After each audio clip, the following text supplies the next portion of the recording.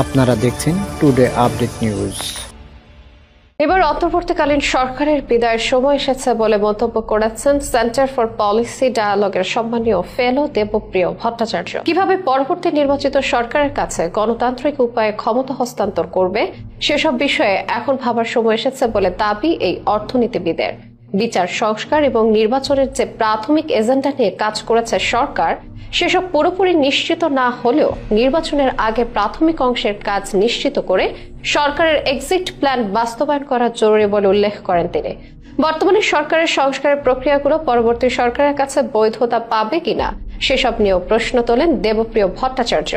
কিন্তু কেন হঠাৎ করে সরকারের এক্সিট প্ল্যান নিয়ে কথা বলছেন এই অর্থনীতিবিদ? গেল বছরের 5 আগস্ট পরবর্তী সময়ে যে সরকার গঠিত হয়েছে তার উপর নির্ভর করে আলোচনা এসেছে বিচার সংস্কার এবং নির্বাচনের রোডম্যাপ। বিশেষ করে জুলাই গণ অভ্যুত্থানের সাংবিধানিক স্বীকৃতি নিয়ে যে বৈরিতা তৈরি হয়েছে রাজনৈতিক দলগুলোতে, সেই সংস্কার নিয়ে নানামুখী আলোচনা চলছে সবখানে। অন্যদিকে ঠিক কবে নাগাদ নির্বাচনের দিন ঘোষণা হবে তা নিয়ে অধীর আগ্রহে অপেক্ষা করছে রাজনৈতিক দলগুলো এবং সাধারণ মানুষ। অন্যদিকে বিচার এবং সংস্কার প্রক্রিয়ায় প্রাথমিক ধাপ নিশ্চিত করে সরকারের বিদায় নেওয়া উচিত বলে মন্তব্য করেছেন বর্তমান সরকারের অন্যতম সহযোগী অর্থনীতিবিদ দেবপ্রিয় ভট্টাচার্য। অন্তর্বর্তী সরকারকে কিভাবে পরবর্তী নির্বাচিত সরকারের কাছে ক্ষমতা হস্তান্তর করবে তা ঠিক করার পরামর্শ দিয়েছেন সেন্টার ফর পলিসি ডায়ালগ সিপিডির সম্মানীয় ফেলো দেবপ্রিয় ভট্টাচার্য। গত 30 জুলাই বুধবার ঢাকার একটি হোটেলে ডেমোক্রেসি ডায়াস নামের একটি গবেষণা প্রতিষ্ঠান আয়োজিত এক সেমিনারে এই পরামর্শ দেন তিনি। দেবপ্রিয় ভট্টাচার্য তার বক্তব্যে উল্লেখ করেন, এই সরকার কি পদ্ধতিতে যাবে সেটি এখন স্পষ্ট করা জরুরি। এক্সিট পলিসি চিন্তা করার সময় এসেছে।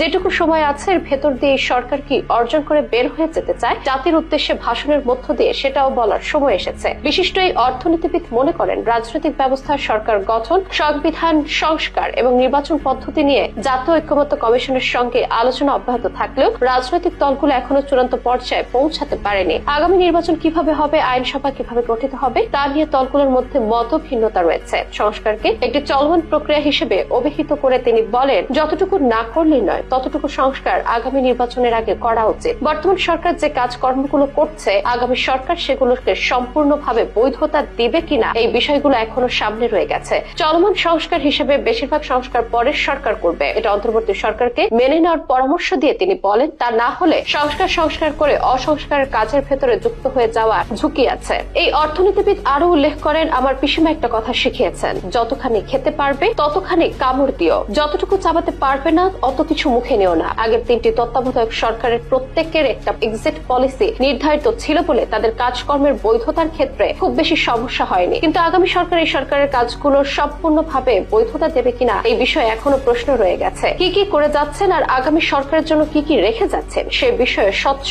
বক্তব্য দিতে হবে সরকারকে। এছাড়া আয়োজিত এই সেমিনারে 26টি দেশে গঠিত অন্তর্বর্তী সরকারের কার্যকাল, সফলতা এবং ব্যর্থতা নিয়ে একটি গবেষণা প্রতিবেদন উপস্থাপন করেন ডেমোক্রেসি ডায়াসের চেয়ারম্যান আব্দুল্লাল মামুন। তার মতে 10 মাসের বেশি যেসব অন্তর্বর্তী সরকারের মেয়াদ হয় তাদের সফলতা তুলনামূলকভাবে কম। ফলে পরিসংখ্যান মেনে ডক্টর মোহাম্মদ ইউনূসের নেতৃত্বাধীন অন্তর্বর্তীকালীন সরকারের বিদায় নেওয়ার সময় চলে এসেছে বলে দাবি তাদের।